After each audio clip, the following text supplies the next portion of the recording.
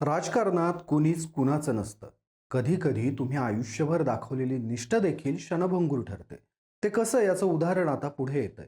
शिवसेना शिंदे गटाच्या शीतल म्हात्रे यांनी एक आरोप केलाय की शिवसेना उद्धव ठाकरे गटातील खासदारांच्या बैठकीमध्ये आदित्य ठाकरे यांनी संजय राऊत यांची कॉलर पकडली. यावरून त्यांचा खरपूस समाचार सुषमा अंधारे यांनी घेतला देखील. तिथं संजय राऊत यांनी तर स्पष्टही केलं की मी त्या बैठकीत नव्हतोच. पण यामुळे शीतल म्हात्रे यांचं म्हणणं खरं की खोटं हा मोठा प्रश्न असला तरी या प्रश्नाच्या निमित्तानं खरंच उद्धव सेनेमध्ये सगळं आलबेल आहे ना हा प्रश्न पडतोय. नक्की काय म्हटलंय शीतल म्हात्रे यांनी, सुषमा अंधारे यांनी त्यांना कसं प्रत्युत्तर दिलंय, सोबतच शिवसेनेच्या उद्धव ठाकरे गटात नक्की काय खतखत चालू आहे, या सगळ्यांचा आढावा घेणार आहोत या व्हिडिओच्या माध्यमातून. नमस्कार, मी शशी आणि तुम्ही पाहताय कट टू कट. शिवसेनेच्या उद्धव ठाकरे गटातील खासदारांची नुकतीच एक बैठक झाली. या बैठकीमध्ये खासदारांच्या नाराजीचा सूर होता अशा बातम्या बाहेर आल्या आणि यावरूनच एकनाथ शिंदे गटाच्या शीतल म्हात्रे यांनी उद्धव ठाकरेंच्या सेनेवर तोफ डागली. त्यांनी उघड उघड आरोप केला की उद्धव ठाकरेंच्या सेनेमध्ये आदित्य ठाकरे वर्सेस संजय राऊत असा सामना रंगलाय. खासदारांच्या सभेमध्ये आदित्य ठाकरे यांनी तर संजय राऊत यांची कॉलरच पकडली. सोबत या बैठकीत प्रियांका चतुर्वेदी या देखील उद्धव ठाकरेंवर नाराज झाल्या होत्या. त्यानंतर उद्धव ठाकरेंच्या सेनेकडून सुषमा अंधारे आणि अयोध्या पोळ पुढे आल्या. त्यांनी शीतल म्हात्रेंचा चांगला समाचार घेतला.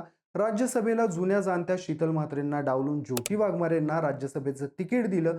त्यावरून देखील सुषमा अंधारे यांनी शीतल म्हात्रे यांच्यावर निशाणा साधला. पण यावरून म्हात्रेंनी पुन्हा अंधारेंवर पलटवार केला आणि या सगळ्या भांडणांमध्ये एक गोष्ट प्रकर्षानं वारंवार समोर आली, ती म्हणजे शिवसेनेच्या उद्धव ठाकरे गटात पडलेल्या दुफळीची. आणि त्याचं कारण ठरले ते संजय राऊत. कसं तेही समजावतो. नुकताच राज्यात राज्यसभेच्या निवडणुका झाल्या. यामध्ये राज्यसभेची एक जागा ही महाविकास आघाडीच्या वाट्याला आली होती. ही जागा कोणाच्या मालकीची यावरून सुरुवातीला बरीच चर्चा रंगली. सूत्रांच्या म्हणण्यानुसार आदित्य ठाकरे यांची अशी इच्छा होती की प्रियांका चतुर्वेदी यांना पुन्हा राज्यसभेवर पाठवावं. मात्र ऐनवेळी निर्णय फिरले आणि राष्ट्रवादी काँग्रेसचे शरद पवार यांना राज्यसभेचं तिकीट मिळालं. महाविकास आघाडीच्या संख्याबळावर ते निवडून देखील आले. शेवटच्या क्षणापर्यंत महाविकास आघाडीमधून शरद पवारांच्या नावाला मोठा विरोध होता. पण ऐनवेळी सगळी सूत्र हलली आणि ही सूत्र हलवण्यामागील प्रमुख चेहरा संजय राऊत यांचा होता. खरं पेशानं क्राईम रिपोर्टर राहिलेले संजय राऊत हे प्रदीर्घ कालावधीत शिवसेनेसोबत राहिलेत. एकनाथ शिंदेंनी गट फोडून जाण्याचं ठरवल्यावर शिवसेनेमध्ये दुफळी माजली होती. मात्र अशा वेळी देखील संजय राऊत हे उद्धव ठाकरेंशी एकनिष्ठ राहिले. ते रोज पत्रकार परिषदा घेत आणि भाजप आणि एकनाथ शिंदेंवर तुटून पडत. त्यानंतर एका प्रकरणामध्ये तर संजय राऊत यांना जेलची वारी देखील करावी लागली. मात्र तरीही संजय राऊत आपल्या निर्णयावर अढळ राहिले. संजय राऊत यांनी शिवसेनेची साथ अशा परिस्थितीतही सोडली नाही. सध्या संजय राऊत हे राज्यसभेचे सदस्य आहेत, पण येत्या काही कालावधीमध्ये संजय राऊत यांच्या राज्यसभा सदस्यत्वाची मुदत संपत येईल. सूत्रांच्या म्हणण्यानुसार शरद पवार यांना राज्यसभेवर पाठवण्यासाठी संजय राऊत यांनी पुढाकार घेतला, कारण भविष्यामध्ये संजय राऊत यांना पुन्हा राज्यसभेवर जायचंय आणि त्यावेळी त्यांना शरद पवार यांच्या मदतीची गरज असेल. इथंच उद्धव ठाकरे गटामध्ये वादाची ठिणगी पडली. उद्धव ठाकरे गटातील बहुतांश खासदारांची पवारांना पुन्हा राज्यसभेवर पाठवण्याची इच्छा नव्हती. मात्र संजय राऊत यांच्या हट्टापायी शरद पवार हे राज्यसभेवर गेले. खासदारांसोबतच स्वतः आदित्य ठाकरे हे देखील पवारांच्या विरोधात होते. सगळ्यांचं म्हणणं असं आलं की संजय राऊत यांनी स्वतःचं राजकारण सेफ करण्यापायी शिवसेनेच्या हक्काची जागा घालवली. यातूनच संजय राऊत यांच्या विरोधात शिवसेनेच्या उद्धव ठाकरे गटात असंतोषाचं वारं खतखत करायला सुरुवात झाली. खरं तर संजय राऊत यांनी स्वतःची जागा सेफ करणं कुठल्याच प्रकारे अनैतिक किंवा चूक नाही, कारण संजय राऊत यांनी शिवसेनेसाठी मोठा संघर्ष केलेला आहे. त्यांनी शिवसेनेला कधीही एकटं सोडलं नाही. ते कायमच आणि पडीच्या काळात देखील शिवसेना आणि उद्धव ठाकरेंच्या सोबत उभे राहिले. त्याची किंमतही त्यांनी मोजली.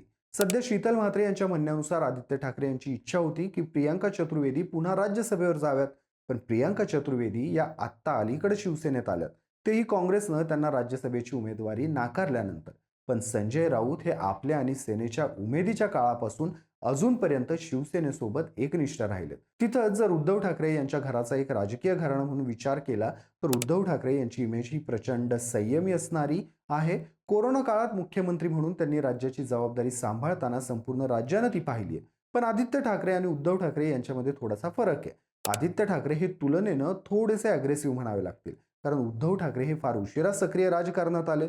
तुलनेनं आदित्य ठाकरेंचा राजकीय प्रवेश हा फार लवकर आणि सुलभ झाला. त्यामुळे आदित्य ठाकरेंच्या महत्वाकांक्षा जागं होणं स्वाभाविक आहे. यातूनच आजपर्यंत सेना म्हटलं की आपोआप संजय राऊतांचा चेहरा पुढे यायचा.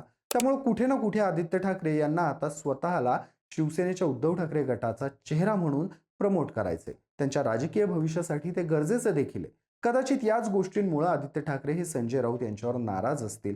त्यात भर पडली आहे ती राज्यसभा निवडणुकीच्या वेळी राऊत यांनी शरद पवारांसाठी केलेल्या अट्टहासाची. तुर्तास संजय राऊत यांनी मी त्या खासदारांच्या बैठकीत नव्हतो असं जरी म्हटलेलं असलं तर राज्यसभेच्या जागेवरून कुठे ना कुठे शिवसेनेच्या उद्धव ठाकरे गटात खतखत चालू हे नक्कीच. शिवसेनेचे काही खासदारही संजय राऊत यांच्यावर या प्रकरणानंतर नाराज झालेले. कदाचित यातूनच उद्धव ठाकरे गटात येत्या काही दिवसांमध्ये थोडंसं वेगळं चित्र दिसण्याची शक्यता वर्तवण्यात येते. त्यामुळे उद्धव ठाकरे इतकी वर्ष आपल्यासोबत कायम एकनिष्ठ राहणाऱ्या संजय राऊत यांना साथ देतात की आदित्य ठाकरे यांचा अट्टहास पुरवतात हे बघणं आता उत्सुकतेचं ठरेल. तुम्हाला या सगळ्या प्रकरणाबद्दल काय वाटतं?